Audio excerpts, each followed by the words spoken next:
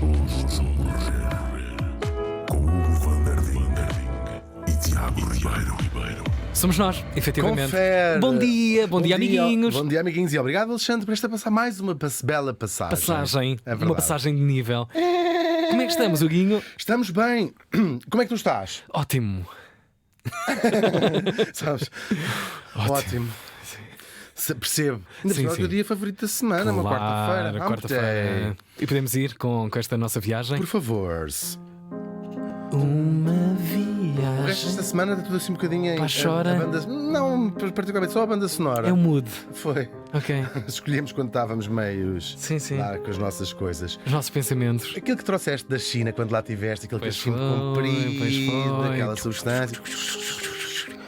Foi quando É estávamos a água, mas não é escolher. uma cascata. Exatamente. Neste dia, em 1886, morria em Amherst. Já estiveste em Amherst? Não. Amherst. Isto fica no Massachusetts. Olha, grande estado. Massachusetts. E morreu aos 55 anos. Tão novocídio. Estou no Chília, no caso. E deve Nova, tinha sido novinha. uma figura que tu me pedistes. A sério? É verdade. A poetisa americana. Bastava dizer assim, a poetisa americana. Já No sei. caso, falámos, claro, de Emily Dickinson. Emily nasceu em 1830, também lá em Amherst. Saía pouco de casa, Pois por foi. acaso, Por literalmente. acaso, eu acho que vai passar por aí a tua Tal e história. qual, literalmente. Bom, vamos lá ver. Em Amherst, uma famosa cidade do Massachusetts, famosa pelas suas universidades, Uhum. faz parte daquelas Big Five que têm ali todas na mesma região, universidades de gente de letras, sabes? Claro. É mesmo. Gente que inventa o mundo também, de alguma forma. O mundo onde verdade. vivemos, não é? Sim, mas é muito famosa, ou seja, Sim, é uma claro, cidade claro. universitária. Aliás, ela vem de uma família proeminente e muito respeitada, com assim com umas figuras históricas até lá na sua árvore de costados que tinha se calhar à entrada da porta, pendurada, que é para as pessoas não, para não ter respeito às crianças. Claro. Muito bem, não é famílias como as vossas ouvintes.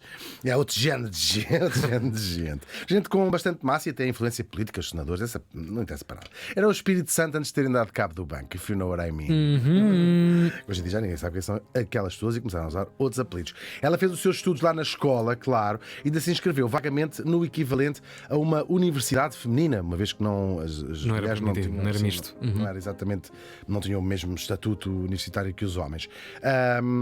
E o que é uma universidade feminina? É uma universidade que é verdade onde se ensina, mas é uma universidade que também gosta de se arranjar, Claro. pôr um batonzinho na Um boca. rimalzinho. Exatamente. Não, Pôr o seu não sai sem um brinco. perfume.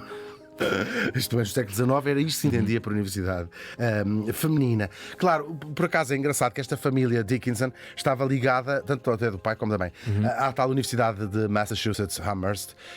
Davam dinheiro, toma lá, o que é que tu queres? Era um tipo, andava sempre com um gato ao colo. Mas fazia um senato, era? Era sim, Ok, sim, ok, sim, ok, sim. ok. E, portanto, aliás, um dos fundadores até de algumas colleges, que são as faculdades dentro da universidade. Adoro essa lógica americana, aplicada a toda a vida americana, mas em particular ao ensino e à investigação. São muito proeminentes as famílias, as grandes famílias É americanas. comum pagam tu e- deixares 85% da tua fortuna Incrível. não aos teus filhos, mas a universidades, porque quem visita universidades americanas Exato, só lê é isso. Hall X, Isso mesmo. Zé Baralho Hall. O Zé Carlos deixou aqui, Zé Carlos, enterrou aqui 5 milhões. Zé Carlos Cartaz, auditórios Zé Carlos Cartaz. Aqui não, temos que dar, olha aqui na RTB temos que dar os nomes às antigas glórias da casa. É o Da- que é. da rádio. E temos aqui uma Estúdio Belmiro das Vezes, Estúdio Claro, António à Chapada de grande, Monte. sim. Não, é o Igreja Esqueira, Maria Leonor. Gravíssimo. Estou a brincar. Bom, então vamos lá. Ela não acaba tal curso, volta para casa, no caso até a casa do pai, e pouco de lá saiu, é verdade. Desde que ela se tornou, ou seja, ela sai, vai para casa ainda muito nova e vai se tornar uma pessoa aquilo que as outras vulgarmente chamam excêntrica. Para além de sair de facto pouco de casa, ela tinha um bocadinho horror a visitas, não é? E a falar com pessoas em geral, apesar de ser muito afável e com o seu círculo muito pequeno, que era quase praticamente só a família. E era comum, isto é talvez um mito ou não, vestir-se apenas de branco. Até aquelas coisas que se vão construindo em cima das pessoas, porque ninguém perdoa às pessoas que são diferentes. E davam-lhe nomes na figuraça. cidade. É mesmo, incrível, mulher. Chamavam-lhe o mito, a personagem, porque era uma figura que ainda por cima não era que a vissem todos os dias. Claro. Ela estava lá metida na sua casa. Portanto, não tinham sequer grande hipótese de vê-las. Esta tal reclusão da Emily Dickinson, que é histórica na história da literatura. Histórica na histórica da literatura. Com os anos foi-se tornando cada vez mais intensa. E também faz parte da lenda dela e da lenda da literatura, que lentamente ela já nem sequer saía do quarto. Agora, isto pode nos causar estranheza, alguém que se afasta assim do mundo, mas eu acho que só causa estranheza a quem desconhece o poder e a riqueza do mundo interior, daquilo que se leva cá dentro. E às vezes não é preciso sair. É mesmo, é mesmo. Olha, eu até vou lembrar a história das 3 irmãs inglesas que nós já trouxemos aqui todas, as irmãs Brontë, que viviam, estou a dizer à francesa, Brontë Sisters, que viviam fechadas numa casa em cima de uma colina onde cresceram, viveram a vida toda. Elas foram por junto 5 vezes a Londres, cada uma não, por junto, sim. vou exagerar um bocadinho, e que escreveram. E são livros que são pilares da literatura inglesa, não é? É incrível. Aliás, nós trouxemos aqui, falamos da Emily, Anne e Charlotte, e elas até escreveram cada uma destes seus romances que são fundamentais na literatura inglesa, à mesma mesa, sentadas as 3 à mesma mesa da casa de jantar. Nós contámos isso aqui. E não saíam dali, não precisavam. O mundo vivia dentro daquelas pessoas. Não estava a acontecer nada lá fora, mas estava a acontecer imensa coisa lá dentro das suas cabeças, e tal e qual a história da Emily Dickinson. É incrível o fulgor, não é? Que chama é essa que uma pessoa arrumada na sua escuridão de casa, usando a metáfora da casa, mas como é que encontra um caminho para ser a voz do futuro, rico, não é? Claro, são pessoas. Fascinante. A leitura também é uma forma de viajar e de sair. Óbvio, claro, portanto, claro. é comum estas personagens lerem muita coisa, claro, mas depois o resto é qualquer coisa que põe na água Sim, e que sim. nasce. Claro, não é que ela vivesse completamente nesse escuro. Ela, por exemplo, era uma entusiasta enorme da jardinagem, ao longo da sua vida toda, fazia O muita seu jardinagem. herbário. Exato.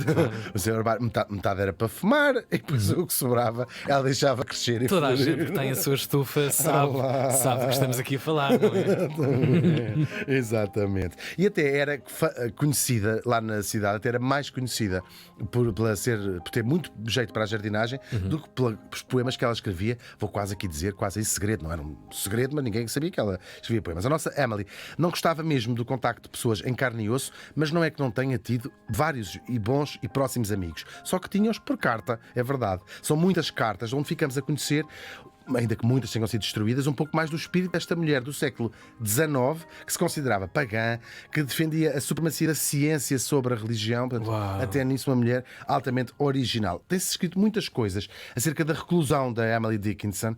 Ela vivia perto da família, é certo. Dizem que pode ter sido uma fobia.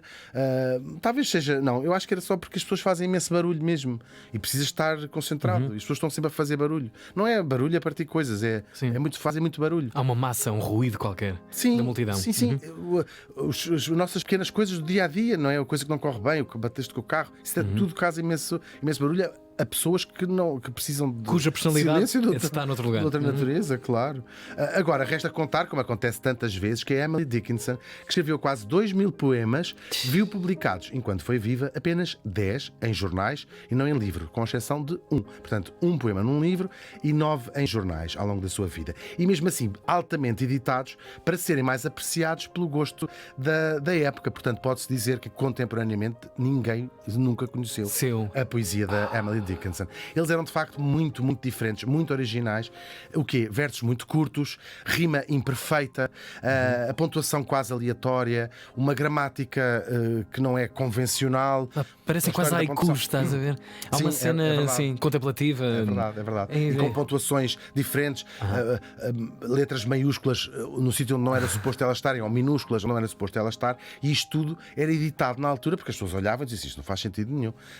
E mudaram, claro. Mas levaram anos a ser descobertos. Primeiro, logo depois dela morrer, pela irmã mais nova, Lavínia, que depois, por uns amigos que foram publicando uma série dos poemas. Nós hoje sabemos que também eles muito, muito, muito editados, e aliás só em 1955, portanto 60 anos depois dela morrer, é que vai sair a primeira coletânea de poesia completa da Emily Dickinson. E depois foi-se descobrindo o que tinha sido apagado também pela família, referências à sua cunhada Susan, com quem talvez talvez tivesse mantido uma relação amorosa, fala-se disso. Eu não estava lá, não posso confirmar. Ou Mas desmentir. também não desmentimos nada. Exatamente. Também existe um homem misterioso nos seus poemas, que não se sabe quem é. Há Mais apenas divertido ainda. Claro. Cunhada, Cunhada, um e homem mais um homem. e uma poetisa entram num bar. Exatamente, no Botequim da Graça. Dizem que pode ser um amigo do pai dela, também as pessoas dizem imensa coisa. Agora, do seu riquíssimo mundo interior. Ela escrevia sobre muitas coisas. A guerra, por exemplo, ela vive durante a Guerra Civil Americana, mas sobretudo... Trágica, não é? Trágica, sim, Marcante sim, sim. para a identidade americana. Tem poemas incríveis sobre este período. Mas escreve, sobretudo, sobre a morte. Que tema? Tanta coisa, com tanto tema? jardim, Eu tanto odeio coisa. falar de morte. Morte. Eu acho o pior tema, acho o tema E é mais péssimo, ordinário. não de se rende falar. nada. O que é que se faz na rádio ou na televisão com isto? Sim, imagina, falava de morte na Imagina. rádio. Até vou já passar à frente. Sim. Até que chegou, claro, a sua própria morte. E bastante antes do tempo, ela tinha 55 anos. Não se conhecem as causas, não sabemos exatamente que ela morreu. Sabemos que ela andou mal nos últimos mais ou menos 2 anos da vida e depois piorou muito. Morreu-lhe um sobrinho que ela gostava muito. Ela foi definhando e esteve de cama no último, quase o último ano todo da vida dela. Até que morreu, claro. Só que, fechados nos seus caderninhos, com a sua letra muito miudinha, estavam os poemas de quem depois viria a ser considerada uma das grandes poetas do seu século. Nós já dissemos aqui tantas vezes que falta mais poesia na nossa vida particular e também no mundo em geral. Por isso vamos deixar aqui uma sugestão, o Tiago e eu, dedicarem pelo menos 5 minutos do vosso dia hoje Verdade. a ler poesia. É verdade que é uma coisa que tantas pessoas faz falta e não fazem. Ainda, agora, já que veio ao caso, poesia da Emily Dickinson. Ainda por cima, hoje em dia, como diria o outro, está tudo na net, hein? Pois está, É verdade, nem coisa sequer assim. preciso sair de casa e comprar livros. E não, ela não escrevia só sobre a morte. Entre os muitos milhares, o seu verso mais conhecido não é sobre a morte, é sobre a esperança, que ela comparou a um pássaro que vive dentro de nós, no fundo da nossa essência, e que não morre, não desiste, e que canta e nos anima e nos mantém. Escreveu ela: a esperança é aquela coisa com penas. A Emily Dickinson morreu faz hoje 138 anos.